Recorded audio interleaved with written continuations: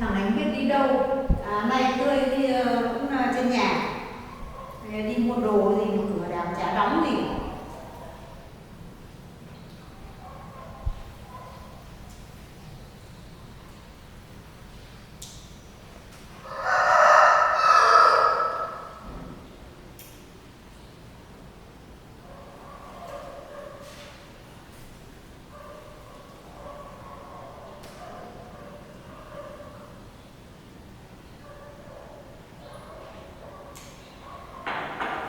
Đi đâu mà gì này có trộm có vàng là lấy hết. May chỗ này an ninh tốt, không có gì đi cửa đã chả đóng.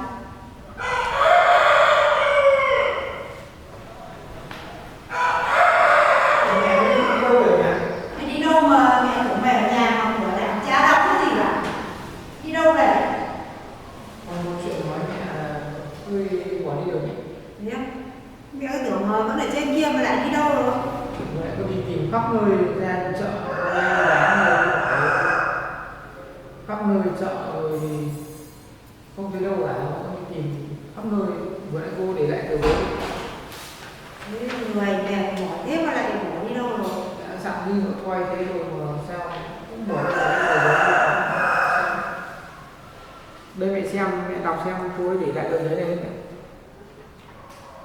Cô này đấy bảo ở đây cho nó khỏe rồi, thế mà lại đi rồi. Thế đi tìm thì có thấy không? Mà mẹ đã bảo là lo cho cô ấy ở đây cho mấy hôm cho nó khỏe, mà ở nhà không lo lắng gì mà để cho cô lại đi đâu rồi. Thì thực ra thì vừa nãy hai mẹ con nhà chồng với mẹ chồng cô ấy đến đây giằng co một hồi. Cô này đã bảo là ở đây cho nó khỏe rồi mà lại đi. Chắc là mẹ với chồng đến đây rồi lại làm cô ấy không ở đây là cô lại đi đâu rồi. Con thì đi tìm xem cô ở đâu về cho cô ấy nghỉ ngơi mấy hôm thì cho nó khỏe đi. Đi đâu được cũng Thì vừa nãy cô ấy tìm rồi, đi tìm khắp ở chợ rồi đi tìm những nơi mà cô ấy hay đi bán hàng, bán củ quả cô đào rồi thì không thấy người ta, hôm nay không thấy người ta, cô ấy có bán người ta. Thì bây giờ họ chưa biết đi tìm đâu. Nhưng mà vừa nãy lúc mà mẹ đi đâu thì chồng với mẹ chồng cô ấy đến là giằng co rồi cứ xô đẩy xô sát cô ấy, bắt cô ấy phải liều. Cái khác lắm, có thấy thái độ của nhất là với ông chồng, thái độ rất là lưu manh luôn. Xong thì đến đây giằng co rồi thì dọa nạt cái kia, chỉ tay chỉ chân, xong thì lôi bắt bằng được cô ấy về, trong khi có đã đuổi đi rồi và cô ấy tại giờ cô không muốn về. Thì con nghĩ đấy là nguyên nhân mà cô ấy bỏ đi. Gay gắt lắm, vừa nãy con phải dọa cả chính quyền đến xong rồi thôi mới đi về. Chồng mẹ chồng đến nghe thái độ gay gắt lắm mẹ, con tiếp xúc mình biết là ông chồng thì cảm giác như manh một thì luôn, manh động luôn một trước, con đã dính một trước thì con đã không biết rồi. Đến bây giờ với đi tìm cô ấy thì khắp người không thấy, bây giờ chưa biết xử lý nào. thế chắc là cô ở khổ quá thì phải bỏ đi như thế. Thế thì con làm nào mà tìm cô về. Bây giờ trời sắp trở lạnh rồi, thì tìm cô ấy, giúp cô ấy xem thế nào, không mà cứ đi lang thang ở đường mình rét lắm nhá. Mà sức khỏe thì vẫn chưa ổn định hẳn, vừa mới ốm như thế mà giờ trời thì lạnh thế này rồi, xong bắt đầu thì lang thang không có nơi ở, thức ăn thì nhiều không có. Nên cứ bảo ở đây nghỉ ngơi cho khỏe đi mà không chịu nghe. Thế chồng mẹ chồng biết ở đây rồi, chắc cô không ở đây là cô lại phải đi đấy. Bây giờ trời cũng sắp tối rồi thì ngồi đây xong mẹ đi mẹ nấu gì ăn nhá, ăn cơm rồi. Bây giờ con chưa biết xử lý nào, con chạy ăn uống gì. Thôi cứ để mẹ đi mẹ nấu nhá, xong rồi ăn nào ăn được ăn nhá.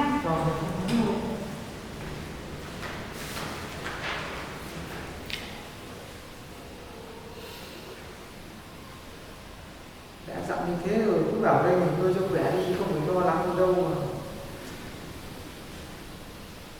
Trời trở lại cái này rồi, sức khỏe yếu.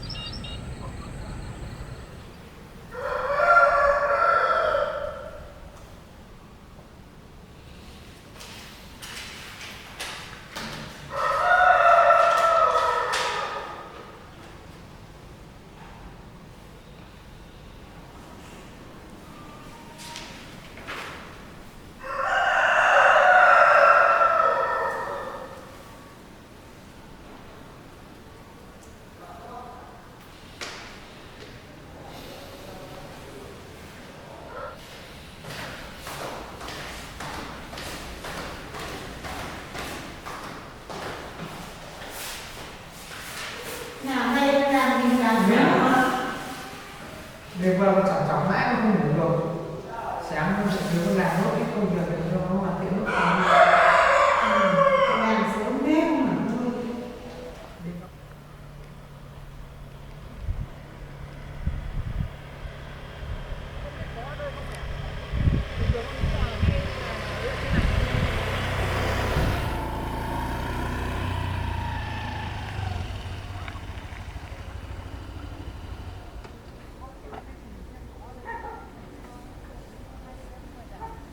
Trước con nghe thấy bảo cô ấy hay lên đây đào củ đi bán nhé, theo đào củ rừng đi bán nhé.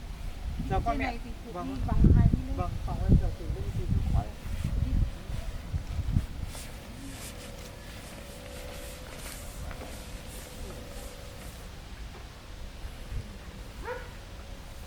Đây anh xong đi phòng em xem. Đây có đường lên này này. Đây có lối đi lên. Tiên ơi. Cái này có anh. Đây đi đúng rồi.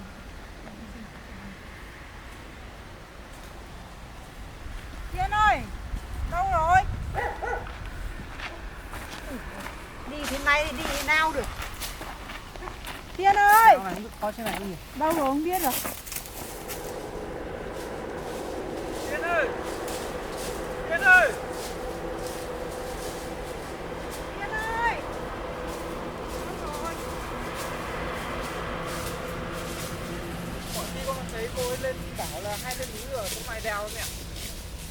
Đi ngắt cái rau rừng đâu ấy này về này. Tiên ơi!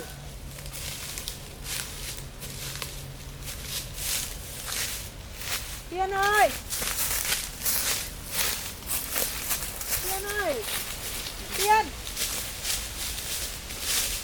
Tiên ơi! Tiên ơi!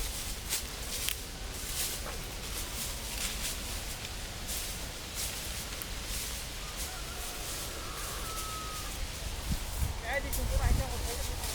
Tiên ơi! Tiên!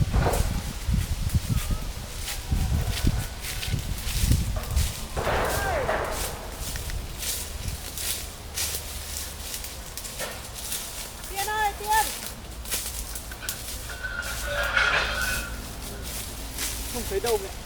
Leo hai mẹ con leo lên tận đỉnh núi rồi mà vòng quanh đây rồi nó không thấy đâu mẹ. Như khả năng hôm nay không có đâu rồi. Thế đi tìm vòng quanh rồi không thấy thì làm thế nào được? Thế thôi bây giờ không có Đi rồi. vòng hết rồi. Tôi đi về. Tôi đi xuống đi. Đi về. Xuống. Đi. Về đi tìm đâu được? Sang hết cả bên ngọn núi kia khả năng không có. Đây núi nhiều ngày. Thế đi hết cái khu này rồi mà chả thấy đâu cả. Vâng thế thôi hãy con đi xuống đi. Không có đâu. Đi về đi tìm chỗ khác này.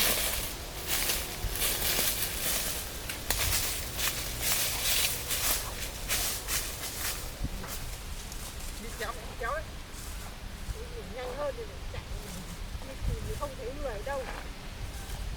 Ôi cái này mà mọi lần cứ lên đây lên đây một mình đi được hả? Đây đi vào chỗ được không?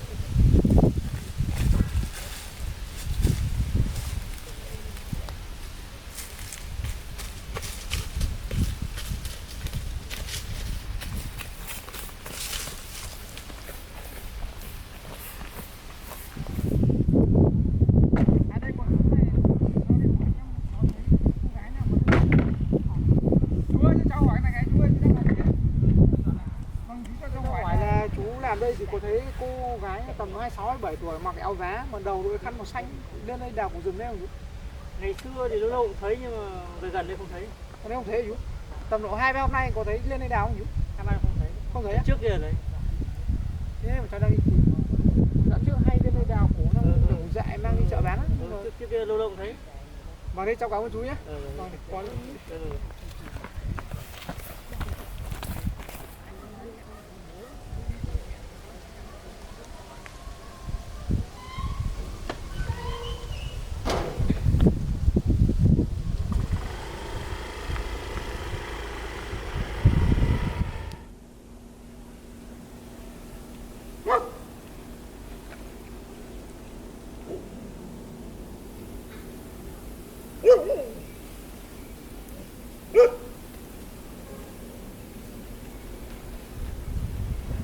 Diep.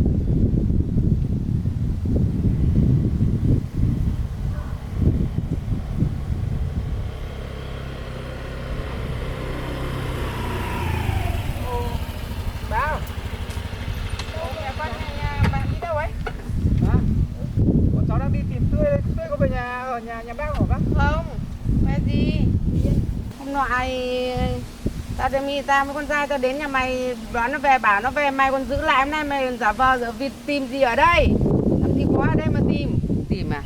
Đấy nhà bà nhất, hôm nọ đấy bà không có nhà, tôi với con tôi đến bảo con dâu tôi về, cái thằng này nó không cho về, nó cứ nằng nặc nó giữ, hôm nay nó lại giả vờ giả vịt để đi tìm, nó để ở đâu ấy, hôm nay nó lại cứ giả vờ giả vịt đấy. Bà không có nhà bà không biết đấy, nó cứ giữ khăng khăng ấy. Nọ tôi về thì cũng thấy nó kể chuyện là bà đến đón nó cái Tiên về, nhưng nó không về thì tôi cứ tưởng là nó vẫn ở nhà, thế mà từ hôm qua giờ nó đi đâu ấy. Giờ hai mẹ con đi tìm khắp núi này chả thấy đâu cả. Thằng đấy nó vẫn để nó đâu, nó giấu đâu. Không giấu đâu cả, nhưng mà hôm nay là Tiên là cô ấy đi thật rồi, và bọn cháu đi tìm ở trên núi. Mấy ngày trước cô đi hay đào củ dại đi chợ bán, nhưng hiện tại không có. Bây giờ gặp bác ở đây thì cháu hỏi xem có về nhà bác không. Không về nhà bác. Không về chứ, Không về thì về lại nhà. đi tìm xem là ở đâu rồi mưa gió rét này thì đói khát thì khổ ra. Còn hôm đấy tôi đến nó còn tôi chẳng nể tôi là bạn của bà đâu, nó còn bảo nó báo chính quyền bắt mẹ con nhà tôi. Bác bình tĩnh và cháu không phải làm thế nhé, tại con trai bác rất thì manh động. Và Bây giờ cứ gọi là vợ còn nói nó đấy rồi, nhưng mà cháu cứ dỗ bác, dỗ lên dỗ xuống, dỗ nọ dỗ kia đấy. Bây giờ thì không nói nhiều, tôi không biết con trai bà làm như nào đấy, bà cứ hỏi con trai bà, còn tôi giờ không về nhà tôi mà tôi không biết bà mẹ con nhà bà làm Thôi thế bà cũng cứ bình tĩnh nhá, để đi tìm xem thế nào ạ. bình tĩnh thế nào được. Lúc tôi đến thì con bà thế thì giờ bà lại đến đây hỏi tôi, hỏi làm cái gì? Từ giây đi bà với tôi không có bạn bè anh em gì, không hỏi gì nữa. Không bình tĩnh được, cháu phải hiểu. Đến giờ ba đến nhà cháu còn chả bình tĩnh, giờ này hỏi bác bình tĩnh ở làm gì được. Mẹ con tôi cũng nóng ruột lắm, cũng đi tìm không thấy đâu, thôi làm thế nào được. Thì tôi không biết, bây giờ tôi không biết. Con nhà bà bảo nhau làm nào làm, còn tôi giờ bác bình tĩnh, bác bình tĩnh nhé. không thể bình tĩnh được. Thôi có cái gì thì chị em mình bảo nhau, không có không bảo ban gì tật vào tôi với bà, giờ không bạn bè anh em gì hết, chả bạn bè đâu. Thôi mẹ, thôi kệ bác ấy đi, bây giờ nói chuyện với bác đấy, bây giờ bác cứ nói thế cũng chả thấy cái vấn đề gì cả. Không ấy được, thôi kệ bác ấy đi. Cái bà đấy cũng nóng, thế thôi thì mình cố gắng đi tìm vậy, hai mẹ con này đi tìm xem cô ở đâu. Mẹ con mình tìm cách thì chơi sau. Thế tôi sẽ cho bà về. Bây giờ hai con đi về giờ lạnh cho kẹt về ra chợ.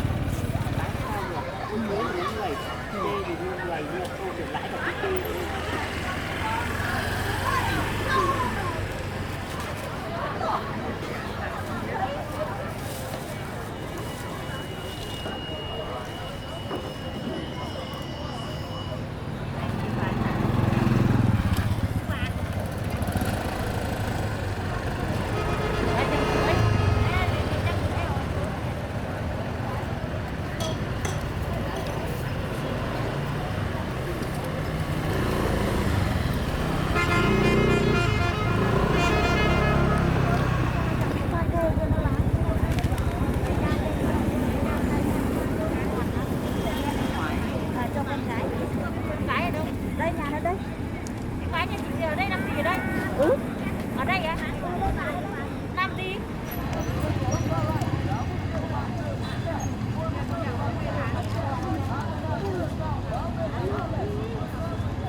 Vài chân bầu.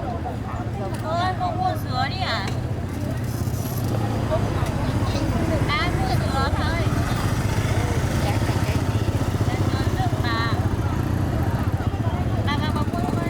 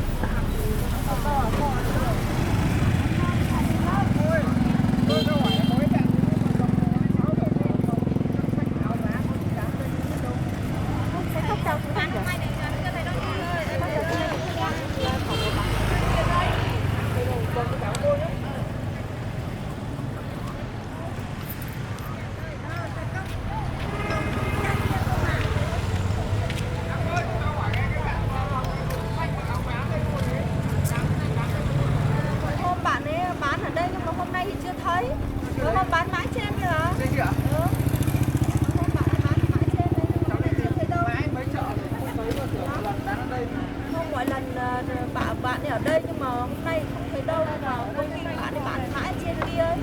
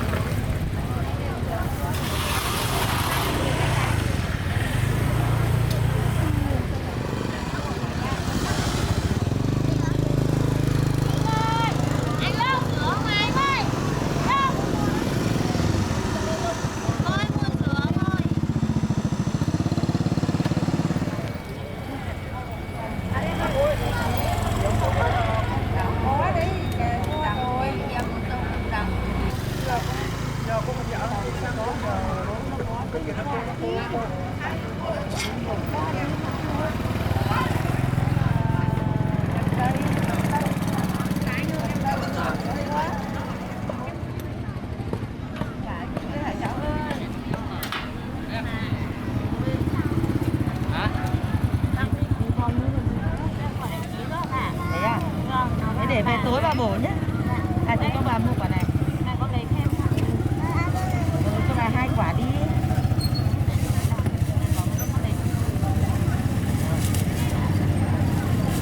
Con không có thêm gì á? Đây cho bà quả này ăn sao?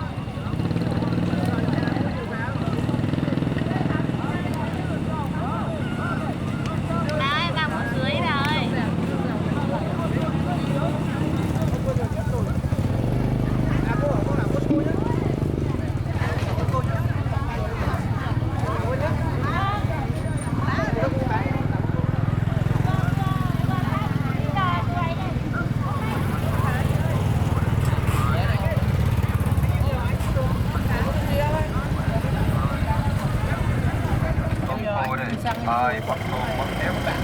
Mắm cốt thanh hóa. Tôm khô đây. Ai mắm tôm mắm tiếp. Mắm cốt thanh hóa. Tôm khô đây. Ai mắm tôm mắm tiếp. Nước mắm cốt thanh hóa. Tôm khô đây. Thanh hóa. Tôm khô đây. Ai mắm tôm mắm tiếp. Nước mắm cốt thanh hóa. Tôm khô đây. Ai mắm tôm mắm tiếp. Mắm cốt.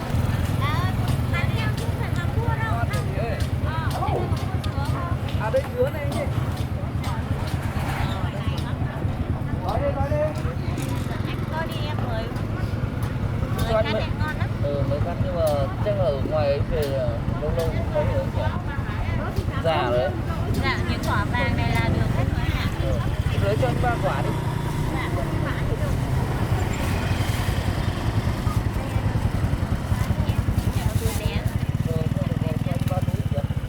Cho 2 quả tiền.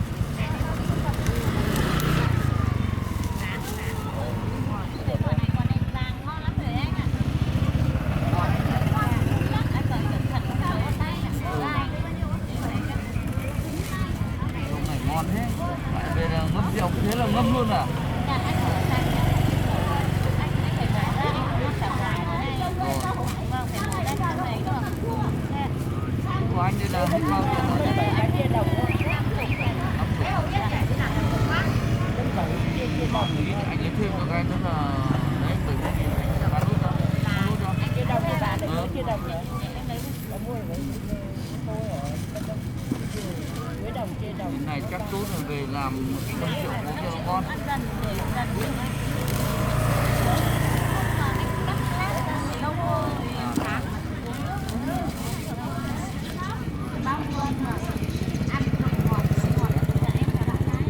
Anh cầm cẩn thận nhé. Hôm nay đòi giá đủ. Giá được 30.000 cái bà béo.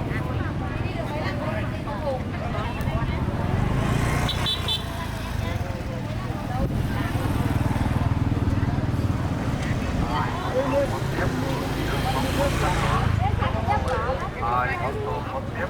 Nước mắm cốt thanh hóa. Tôm khô đây. Ai mắm tôm mắm tiếp. Nước mắm cốt thanh hóa. Tôm khô đây. Ai mắm tôm mắm tiếp. Nước mắm cốt thanh hóa. Tôm khô đây. Ai mắm tôm mắm tiếp. Mắm cốt thanh hóa. Tôm khô đây. Thôi đây. Ai mắm tôm mắm tiếp. Nước mắm cốt thanh hóa. Tôm khô đây. Ai mắm tôm mắm tiếp. Nước mắm cốt thanh hóa. Tôm khô đây. Cho đầy không nó cho vào cốt cái đấy.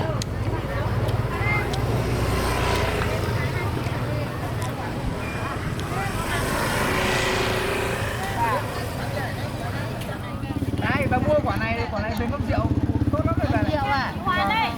Quả này là quả thuốc của bà. Quả này về bổ không ăn được nhé, không ăn được về ngâm rượu bổ không tốt không khỏe bà. Ở đây để hoa cho bà 2 quả chứ. À hay là bên đây quả này đẹp lắm, là lấy thêm quả này nữa. Đây. Để con để cho cầm tay bà đâu. Đây còn 2 quả này với bà, hay là lấy nốt đi bà. Con gửi bà. Hoa đây. Ngồi mãi còn 2 quả này thôi. 2 quả này. Đồ cái thành cái đẹp thế rồi. Cái xanh đẹp đấy em, lấy cái xanh cái đỏ đây. Đây. Chậu tủ á, cái đồ nữa cơ. Còn nhìn bé hơn, tròn hơn. Hoa đây. Chậu lấy ở đây, cái đấy. Để em bán được cho ai thì có ai. Đấy, cái đấy là cái đấy. Cô ơi vào mua cái này cô ơi.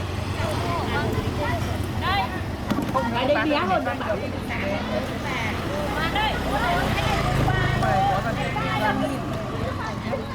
này có là thôi chọn đồ đi, chọn đồ gói này về cho anh.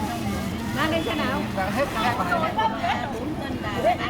Này em bán của anh.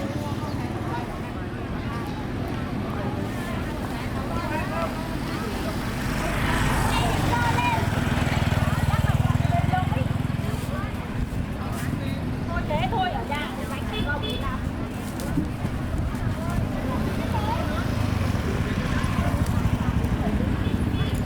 Cái quả gì đấy?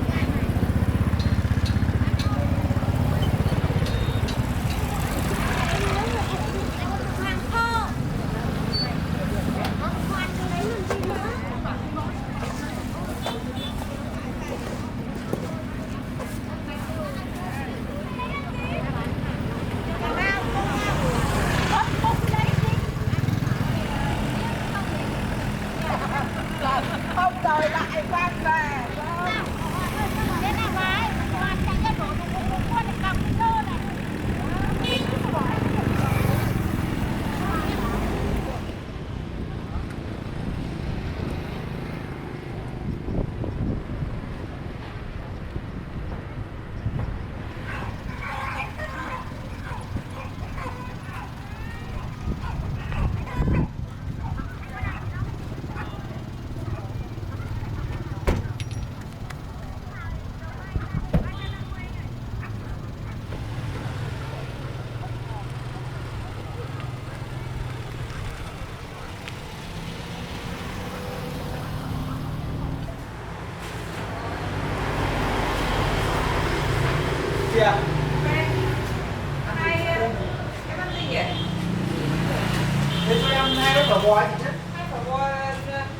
Tái gầu hay tái không á? Tái gầu đi chị.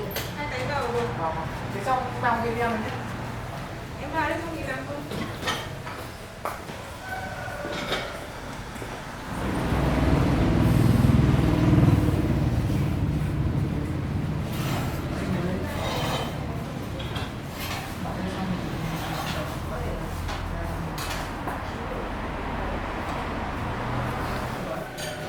Trời lạnh này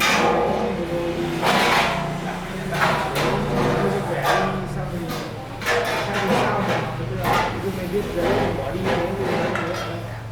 Hai đứa con hai kẻ lớn hả? Con gái không cay hả? lên khổ anh đã bảo như thế rồi, tất cả mọi thứ như là bình tĩnh để biết anh đang lo từ chợ cho em ấy, bây giờ lại bỏ đi như thế thì anh rất lo và mình cũng rất lo. Em xin lỗi anh và bác, em làm anh và bác lo lắng quá nên là em không bỏ được anh, chứ em sợ phiền nhà mình lắm. Vấn đề đấy anh đã nói một lần rồi, không phải lo đâu, trước mắt thì lo lên sức khỏe xong thì người ta không xong mà anh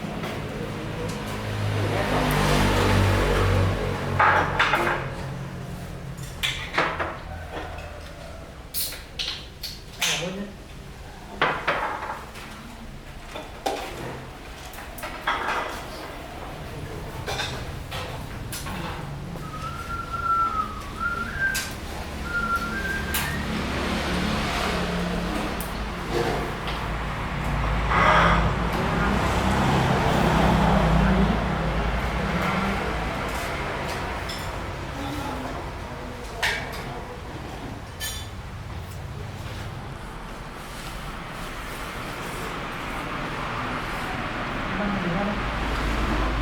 Cái bán này ngon rồi, anh hay dẫn mẹ dẫn ăn. Em ăn viên có xuống cái nát.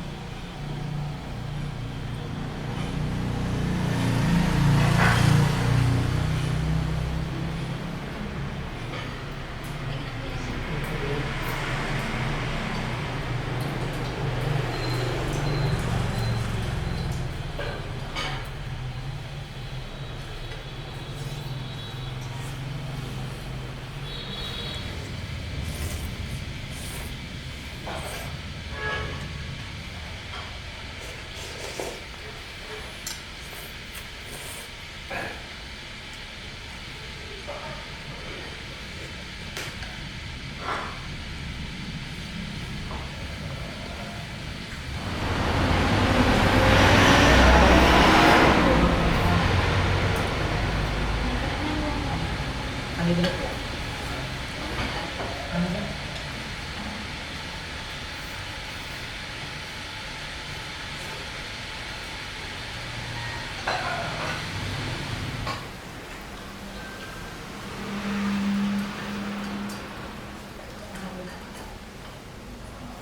Để khai ngồi uống nước xong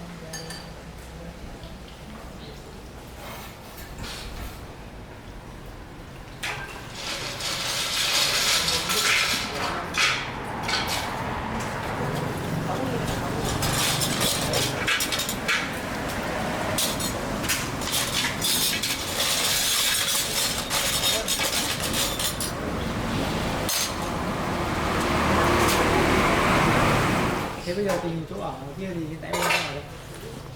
Em ở cái nhà, cái lều, tức là cái lều của nhà em ở anh làng bên ấy.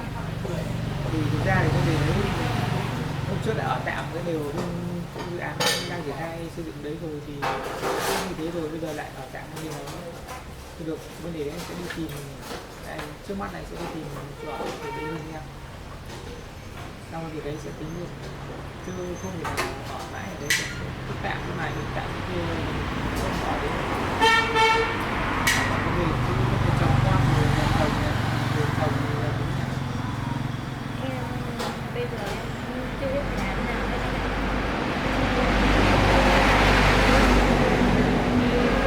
Thì em tìm cách là em thì em không biết thế nào nữa. Cái vấn đề đấy thì suy nghĩ xem nào. Anh có một bạn ngày xưa thì vấn đề đấy thì đoàn em lên một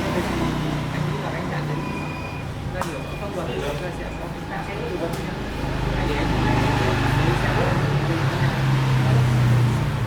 Thôi anh ạ, cứ để từ từ để em đi hỏi mọi người là hỏi các trường công xem thay mình thế nào. Nếu mà nếu mà mọi người không có bên đó không xử lý được thì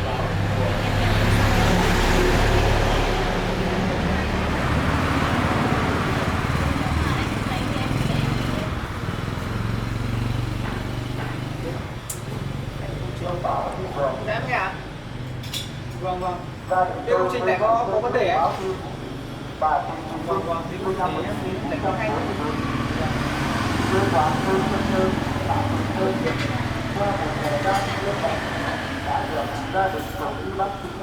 Thế thì anh đang có lời là nếu mà đối tác hay là luật sư giải quyết thì vấn đề mà chồng với mẹ chồng ấy thì anh có người bạn luật sư là có chuyên môn thì có thể qua giải quyết với em.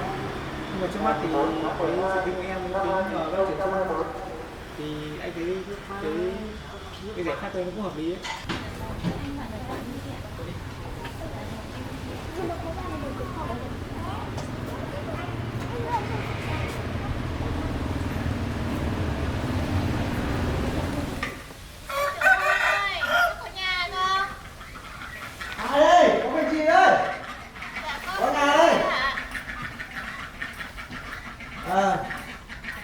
Có nhà đây lại trường hợp của Tươi hả? dạ vâng ạ. Thế có việc gì cháu? Lâu nay không gặp thì khỏe không? Có việc gì đấy? Dạ, đợt này con vẫn khỏe bác ạ. Hôm nay con thấy có chút việc phải nhờ bác. Tình hình thì như bác đã biết là cháu thì gia đình chồng đuổi đi mấy tháng nay rồi. Dạ, nhưng mà giờ thì mẹ chồng cháu với mẹ chồng cháu biết được nơi ở của cháu thì tới làm phiền phá hoại chỗ ở của cháu, lại còn muốn cháu về nữa. Cháu cũng suy nghĩ thời gian qua là chắc cháu quyết định là cháu không về nhà để đỡ với bác ạ. Nhưng mà hôm nay cháu tới để hỏi bác về cái vấn đề ly hôn như thế nào. Cháu nghe mọi người nói nhưng mà cháu cũng chưa rõ lắm. Hôm nay cháu tới cháu hỏi bác để bác xem bác giúp cháu ạ. Cái cháu đã trình bày như thế thì tôi để xong rồi bác sẽ giúp đỡ về cái phần này. Cái phần này về cái phần mà cháu bảo là bây giờ cháu không về với gia đình ấy nữa thì cháu cứ nghĩ chín chắn đi, thì sau này bác sẽ giúp đỡ về cái vấn đề này nhá. Thủ tục phải làm như thế nào hay là cần giấy tờ gì ấy, cháu phải làm cái gì thì bác cứ bảo cháu để cháu làm bác ạ. Thế còn cái việc cháu đã quyết định như thế thì cứ suy nghĩ cho nó chín chắn đi. Thế còn về cái phần mà cháu nhờ bác giúp đỡ về cái thủ tục để mà ly hôn, thế nhưng mà theo bác nghĩ thì là cháu cứ suy nghĩ cho nó kỹ đi, không thì nay mai rồi là không lấy lại được mà hối hận đấy. Dạ thì trong mấy tháng nay thì cháu cũng đã suy nghĩ rồi bác ạ. Mọi người nhà đến tuần rồi cháu đi mà cháu cũng không tin tưởng cháu. Dạ cháu cũng suy nghĩ kỹ rồi bác ạ. Cả nhà đấy, cả tự mẹ chồng và cả chồng thì đều không xem cháu ra gì. Cháu làm ăn vất vả bao nhiêu năm nhưng mà không tin tưởng cháu, còn đuổi cháu đi. Con nghĩ kỹ rồi bác ạ. Thế thì bây giờ bác sẽ hướng dẫn cháu làm cái thủ tục đơn ly hôn. Thế thì về cái góc độ về gia đình của nhà anh Thanh ấy, là anh ấy cũng gia đình đấy cũng ghê gớm lắm ấy, mà cũng chưa biết là có nhất trí không. Dạ các nhà chồng của cháu thì chắc là không đồng ý đâu bác ạ. Thì cái gia đình này cũng khó khăn lắm đấy, mà hay nữa là cũng bác cũng lo là người ta không nhất trí ấy. Dạ thế bác xem có cách nào bác giúp cháu với ạ. Thế được rồi, thế thì cứ làm cái thủ tục, làm cái đơn ly hôn đơn phương nhá. Dạ thế bác nếu mà được thì bác làm giúp cháu ạ. Thế được rồi, thế thì để bác làm.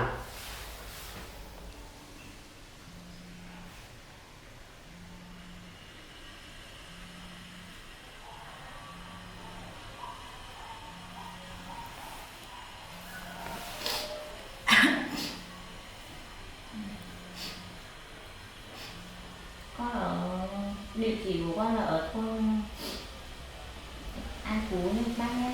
An Phú phải không? Dạ. Thế ngày tháng năm sinh của cháu là thế nào, với lại ai nữa là nghề nghiệp làm gì, dân tộc nào? Dạ cháu sinh ngày 20 tháng 10 năm 2000 ạ. 20 tháng 10 năm 2000 phải không? Dạ. Cháu dân tộc Nùng bác. Nghề nghiệp thì chắc là bác yêu của cháu là tự do chứ giờ cháu cũng không biết làm gì ạ. Rồi. Thế cháu lấy chồng năm bao nhiêu? Với lại lý do ly hôn thì đơn phương thì là thế nào? Dạ cháu lấy chồng năm 2018 á, thì cũng được 4-5 năm nay thì vợ chồng cháu không có con mà cũng không có tình cảm, thì anh mới đi ra ngoài anh gái gú, anh về anh đánh đập anh đuổi cháu đi, thì bây giờ cháu muốn ly hôn đó ạ. Nên bác đi vào đấy hộ cháu là như thế. Rồi.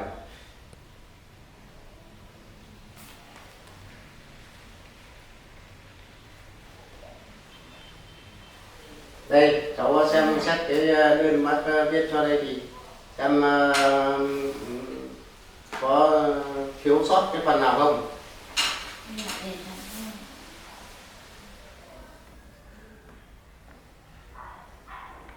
Đấy cháu xem còn thiếu sót ở cái phần nào không thì để xong rồi bác hướng dẫn tiếp. Dạ vâng ạ. Là đủ rồi bác ạ. Thế xong rồi cháu ký tên vào. Chỉ cần ký tên nữa là xong hả bác? Ký tên vào đấy là xong.